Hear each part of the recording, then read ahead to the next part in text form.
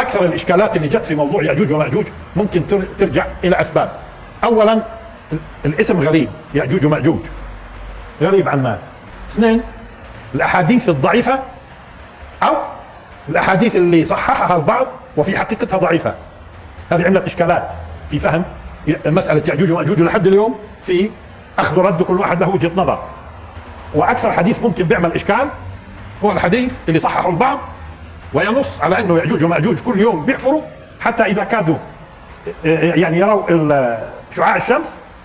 الحديث المعروف اللي ذكرناه قلنا انه هذا الحديث صححه البعض ولكن في حقيقته ضعيف، وبينا سبب الضعف انه مدار الحديث على قتادة بن دعامة تابعي، وروى عن شخص عن ابي رافع، وقلنا ابو رافع لم يلتقي بابي رافع وفصلنا في الموضوع. ولذلك هناك من العلماء من يضعف هذا الحديث، وكيف ما يضعفوهوش وهو ايضا يعني واقع البشريه الان لا يؤيد هذا ما ورد في الحديث اللي ذكرناه.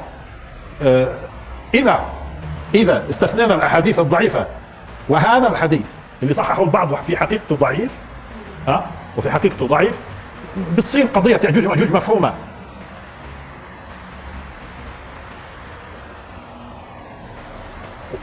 وذكرنا حديث انه الرسول صلى الله عليه وسلم استيقظ فزع من نومه، دخل على زوجته زينب بنت جحش يقول: لا اله الا الله، ويل للعرب من شر قد اقترب، فتح اليوم من ردم ياجوج وحلق. قلنا انه هذا رؤيا، والرؤيا تفسر، تحدثنا في المره الماضيه، ولكن جيد نشوف ليش ويل للعرب من شر قد اقترب. ويل للعرب شو ممكن يكون؟ جيد اني اضعكم في الصوره التاليه من الناحيه التاريخيه.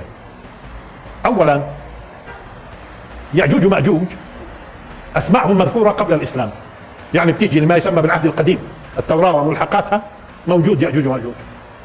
تيجي للانجيل المعاصر اللي بيقولوا انه انجيل يعني، وملحقاته وبالذات سفر بسموه سفر الرؤيا مذكور ياجوج وماجوج. اذا قبل ما ياتي الاسلام هذا الاسم موجود. واللي بيلفت الانتباه انه موجود في سفر اسمه سفر التكوين، اول اسفار التوراه، اسمه سفر التكوين. بيقولوا انه نوح عليه السلام ترك 3 اولاد، سام وحام ويافث، 3. بيقولوا اذا ترك نوح 3: سام، حام، يافث. وبيقولوا انه يافث له ولد اسمه ماجوج،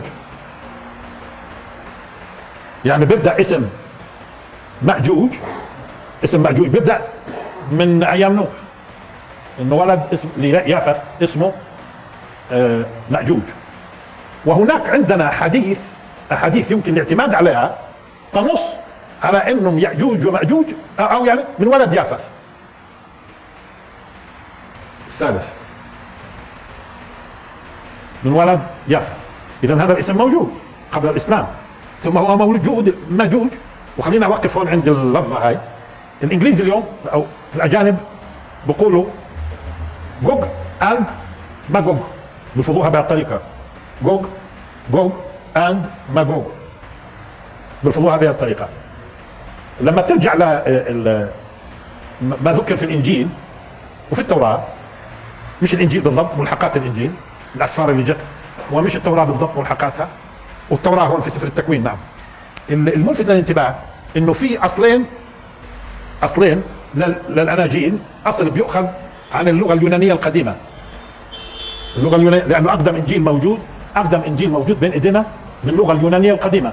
على فكره الاناجيل يقال انها كتبت بالارامي، واقدم انجيل موجود الان باللغه اليونانيه القديمه، بمعنى انه ما في ولا انجيل موجود باللغه الاراميه الاصليه، يعني كل اللي موجود مترجم. اللي بلفت انتباهي من خلال سؤال بعض المختصين في المسيحيه وبيعرفوا في اليونانيه القديمه، انه في النص اليوناني بيلفظوها باللفظ التالي: ياجوج ماجوج. طيب ما هو هذا اصلا اللفظ القراني؟ لانه انت بامكانك في القران في طريقتين للقراءه: يأجوج مأجوج، ثم تسهيل الهمزة ياجوج ماجوج. إذا في النص اليوناني القديم العبارة بالضبط هي وفق اللفظة القرآنية، لأنه تقرأ كلها يأجوج مأجوج، ياجوج ماجوج في القرآن. إن ياجوج وماجوج. تمام؟ هم بيلفظوها في الأصل اليوناني ياجوج ماجوج. في الأصل العبري، لأنه احنا قلنا مذكور في التوراة، في الأصل العبري بيلفظوها جوج ماجوج، يعني الثانية بالضبط، أما الأولى جوج ماجوج في الأصل العبري. في الأصل اليوناني ياجوج ماجوج بالضبط زي ما نلفظها احنا الاسم ياجوج ماجوج. إذا هذا الاسم لقبيلتين أمتين، وهو كل البشر أصلا أمة، وبعدين تفرعوا، والأمم تتفرع أمم. تمام؟ نيجي للمغول والتتر. بتلاحظوا أن المغول والتتر أشكالهم شبيهة مع الصينيين لأنهم أولاد عم. يعني قصدي المغول والتتر مع الصينيين بيرجعوا ليافث أصلا، بمعنى أصولهم واحدة. وحتى تعرفوا أن أصولهم واحدة طلعوا على أشكالهم، خصوصا عيونهم، العيون تشبه بعضها أشكالهم. ثم أصلا هم بيعيشوا بمناطق متقاربة، منغوليا، الصين، تركستان، مش هيك اللي هي أصلا ضمن الصين الآن، تركستان الشرقية ما هي ضمن الصين، اللي هم الإيغور الآن، الإيغور المسلمين، وهم هذول تتر مغول أسلموا. تمام؟ كل هذا أصولهم واحدة مع الصينيين واليابانيين، وبالتالي الفيتناميين، الكوريين، التفاصيل هاي كلها. إذا أمة المغول والتتر والصينيين جذورهم واحدة، ويبدو بيرجعوا أصلا لجذور يأجوج وماجوج. تمام؟ ففي احتمال إنه لما الرسول صلى الله عليه وسلم استيقظ من نوم وفزع وقال ويل للعرب من شر قد اقترب فتح من ردم يأجوج وماجوج، يبدو انه كان بيعني، وكثير من علماء قديما وحديثا بيفسروا بهذه الطريقه، كان بيعني انه هالفتحه الصغيره هاي اللي هو تعبير عن شر بس هالقد من هذه الامه نتج عنها هجمه المغول والتتار، اللي تقريبا لما بتدرس التاريخ والتدمير اللي كانوا يدمروا شيء هائل، الناس اللي قتلوا مش بالالاف، مش بمئات الالاف، ملايين من المسلمين. بغداد لحالها بقدروا يا مليون يا مليونين اللي قتلوا في بغداد، وتدمير البلد والكتب والحضاره، لانه كانوا همجيين، بقتلوا النساء واطفال، يعني بعطوا عهود بنقضوها، بقتلوا، يعني شيء مرعب في موضوع القتل. هذا القد، ولكن بدنا ننتبه انه هذول الناس اسلموا، اللي هم فرع من مين؟ من يأجوج وماجوج. اسلموا. لما اسلموا شو بدل هذا؟ وعلى فكره اسلموا فيما بعد حسن اسلامهم، واقاموا من ضمن ما اقاموا الامبراطوريه الاسلاميه المغوليه في الهند اللي تاج محل وكذا، هذا من صناعتهم. وبقيت الدوله على فكره، وجاء منها خلفاء على مستوى عمر بن عبد العزيز في العدل. تمام؟ ولحد 1700 كانت موجوده الامبراطوريه، لحد 1700 ميلادي كانت موجوده، 1700 وكذا. هذول اسلموا. ايش بيعني هالكلام؟ ننتبه للمساله التاليه، انه لو كان هذول يأجوج ومأجوج هذا الجنس بده يظل كافر من اول يوم لاخر يوم، شرير من اول يوم لاخر يوم، بصير في شبهه انه معناته في اجبار، وانه هذول الله خالقهم بس للشر. لا، هذول كباقي الناس. فلذلك هذه القطاعات الهائله اللي قامت ودمرت من التتار والمغول اسلمت. اذا في شيء اسمه انه امه مخلوقه لتكون شريره، اسلموا. حتى هم الان في منطقه تركستان الشرقيه مضطهدين من قبل الصينيين، حتى هم نفسهم مضطهدين من قبل الصينيين. اذا كان امه يأجوج ومأجوج الامتين اللي كانوا موجودات كانوا في ذاك الوقت يفسدوا، لكن فيما بعد جاء من اجيالهم من افسد افساد هائله في الاسلام، اسلموا. وقد تكون هذه ما قصده الرسول صلى الله عليه وسلم عندما قال في رؤيا تفسر ويل للعرب من شر قد اقترب فتح من ردم يأجوج ومأجوج، يعني من شرهم لانه هذا ايش؟ رؤيا، يعني ما قاله وهو جالس صلى الله عليه وسلم، رؤيا، فتفسر انه معناته فتح من الشر هالقد. فاذا كان ما قام به المغول والتتار بس هالقد من شرهم، معناته الشر النهائي كم؟ طب هذول اسلموا، معناته مين بقي؟ هذول اسلموا، معناته مين بقي؟ اللي بده يكون علامه من علامات القيامه الكبرى، واللي بده يكون اعدادهم هائله وشرهم فظيع، وايضا موجه ضد العرب. بنبين ليش. وايضا يعني ويل للعرب ويلين، لما تكون هالقد وهالقد تنفتح. ها؟ في المرتين العرب اللي بدهم يتلقوا الصدمه. بس بدي اياكم تنتبهوا انه العجيب، طبعا المغول على فكره امبراطوريتهم ايام بدات جنكيز خان، ثم فيما بعد هولاكو، ثم تيمور لانك. تيمور لانك على فكره تتري، ولكن اللي قبله هولاكو مغول. لاحظوا مساحات الامبراطوريه المغوليه لما اتسعت اكثر ما اتسعت 33 مليون كيلومتر مربع، يعني بلد زي مصر 33 مره مساحه. هذول اجتاحوا العالم. يعني اذا بدك تنظر للتاريخ الماضي، اضخم امبراطوريه في الماضي، اضخم. وكان على فكره كان هجومهم سريع وباغت باعداد هائله، قد لا يقتل منهم الناس، يندفعوا. اللافت للانتباه انه الامه الاسلاميه في الشرق، ملايين البشر، ملايين الكيلومترات، ما استطاعت توقف في وجه هذا الزحف الهائل. واهل والروس واهل سيبيريا والتفاصيل كلها ما قدروا يوقفوا. مين اللي وقف؟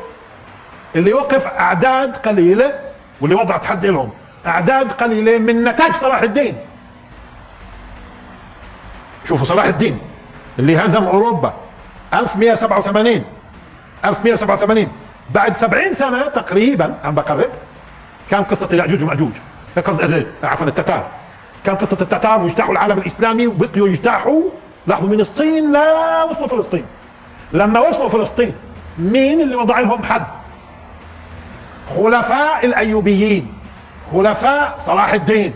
يعني ما لحقوش ينسوا الجهاد، ما لحقوش ينسوا الفروسيه، وكان عددهم اقل من اي جيش كان يواجه المغول، وهزموهم الهزيمه المنكره، وعنه تقدمهم اللي كان بده يجتاح العالم كله. مش معناته مخلوقين ياجوج وماجوج للفساد، لكن هي نبوءه، ولذلك يبدو وجدنا منهم من يسلم. معناته بقي حسب وصف الرسول صلى الله عليه وسلم ليأجوج ومأجوج اللي راح ينطلقوا كعلامة من علامات اليوم الآخر. وصف الرسول صلى الله عليه وسلم إلهم التبس مع وصف المغول والتتار، لأن الرسول صلى الله عليه وسلم خبر إنه راح نقاتل قوم نعالهم شعر نسيت شعر الماعز وشعر وقوم آخرين. على فكرة التبس على الدارس انه هذول اللي بدنا نقاتلهم خصوصا. على فكره الاشكال بكم مرات انه كثير الرسول ممكن يقول لا تقوم الساعه حتى، لا تقوم الساعه حتى، لا تقوم الساعه حتى، فيظن البعض انه هذا من علامات الساعه. لا، هذا بده يتكلم الرسول صلى الله عليه وسلم انه بينه وبين الساعه في احداث بينه وبين الرسول صلى الله عليه وسلم، لانه اصلا اول علامه من علامات الساعه الرسول صلى الله عليه وسلم كما ثبت. اول علامه من علامات الساعه الرسول، بينه وبين القيامه في كثير بيحصل. فلا تقوم الساعه حتى، ولا تقوم الساعه حتى، ولا تقوم الساعه حتى، يعني لازم يحصل. هيك معناته لازم يحصل. اما مش بالضروره. خلطوا قتال المغول والتتار، خلطوه مع مين؟ خلطوه مع وصف ياجوج وماجوج. ليش صار الخلط؟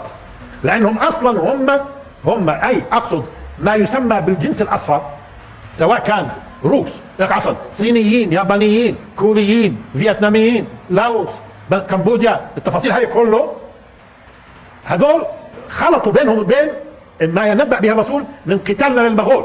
ليش خلطوا بينهم؟ لانه اوصافهم متشابهه. طب ليش اوصافهم متشابهه؟ لانه جذورهم بترد ليأجوج ومأجوج، اثنين جذورهم التاريخيه. لذلك كلهم بيقولوا الاصل جاءوا من الشمال. ما انت ادرس تاريخهم، هم اصل نشأتهم اقصى الشمال، بعدين صاروا ينساحوا بهذا الشكل، يعني في الشمال ثم بينزلوا منغوليا ثم الصين والتفاصيل هاي كلها، ما هي هجرات. لكن انتم بتدركوا اليوم من اشكالهم انه هذول الناس اصولهم واحده، طيب لحظه، ايش اللي خلطوه العلماء في الاوصاف؟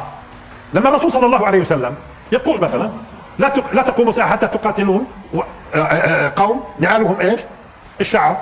طيب ولا تقوم الساعه حتى تقاتلوا، كانوا هذول اللي نعالهم الشعر بتختلف كمان، حتى تقاتلوا قوم، ما لهم القوم هذول قوما لحظه صغار العيون، صغار العيون، لحظه، ظلف الانوف، انوفهم صغيره وهون منبسطه، الارنبه منبسطه، او القصبه صغيره فطس، يعني بس عندك الزنجي افطس وكبير، افطس وكبير، لا هذول صغار انوفهم صغيره ومتقاربه، والمنطقه الارنبه ايش مالها؟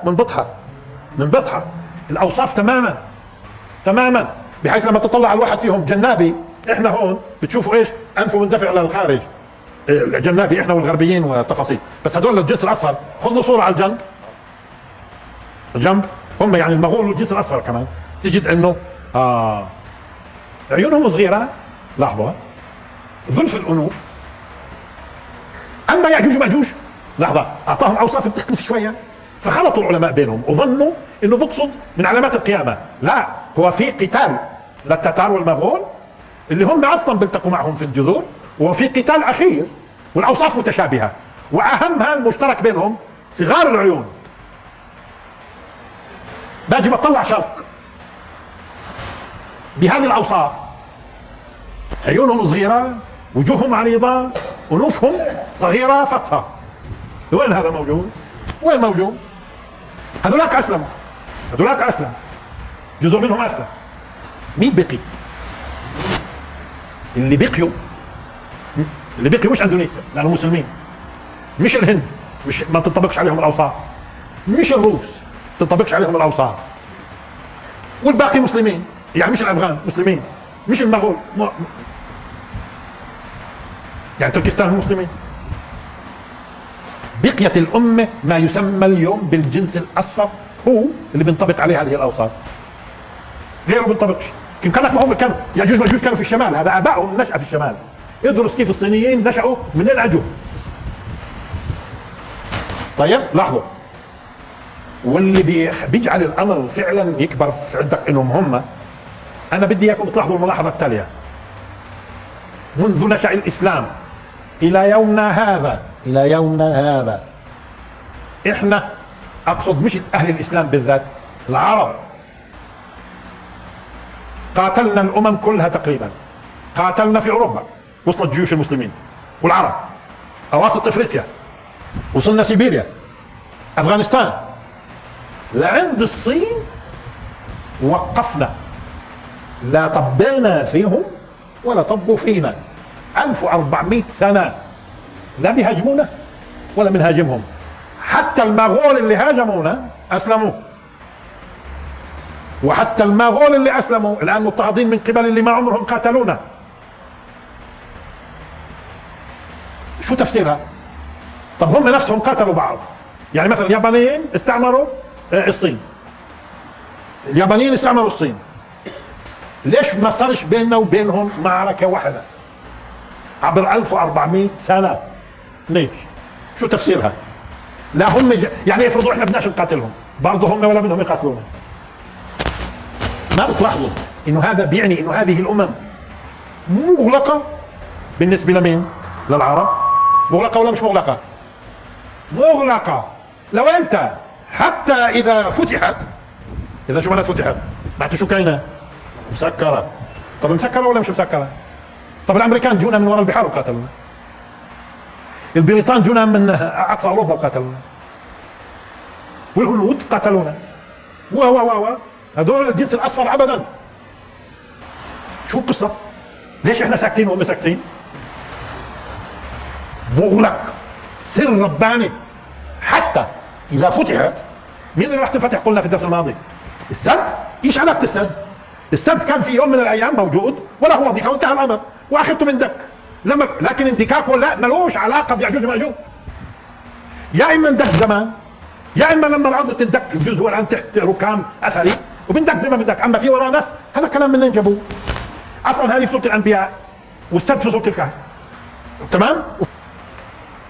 حتى إذا فتحت يأجوج ومأجوج الأمتين بنفتحوا، لأنهم هم مختلطين على فكرة، أصلهم أمة واحدة انقسموا أمتين وتناسلوا وتكاثروا أمم، هلقيت صاروا بسموهم الجنس الأصفر. تمام؟ الآن لما بنفتحوا من كل حدب، الحدب ايش هو الحدب؟ هل الحدب المكان المرتفع؟ لاحظوا، هل الحدب هو المكان المرتفع؟ صح، بس انو مرتفع؟ لاحظوا، انو مرتفع؟ اللي عامل هيك، لاحظوا، يعني اللي بنزل، مش اي عالي، مش اي عالي حدب، يعني سور عالي هذا مش حدب، سور عالي هذا مش حدب. لذلك زمان كانوا يقولوا الاحدب اللي بيكون له من ورا ايش؟ في ظهره بهذا الشكل. فالحدب لازم يكون مش بس عالي ولحظة ونازل هيك حتى نسميه حدب. لذلك ما نقول محدودب. تمام؟ محدودب، محدودب واحدب. لاحظوا، وهم والحال لما بيجوا وين ما بتنظر حولك، وكلها مرتفعات على فكره، لانه منين بده يجي الهجوم؟ من الشرق. واحد من اثنين، يا اما عم بوصف سبحانه وتعالى حاله خروجهم من بلادهم، واصلا كل ما رحت شرق اليوم انت بتيجي كلها جبال، تعلى تعلى تعلى تعلى حتى ما تصير ايش؟ هيمالايا، اعلى بلاد جبال 8 كيلو. احنا هون قديش؟ اعلى شيء عندنا هون في البيئه 900 تقريبا، ممكن توصل 1000. رام الله 854 او هون 1000. تصوروا 8000 على سطح البحر، طبعا 7 6 5 4 اوكي.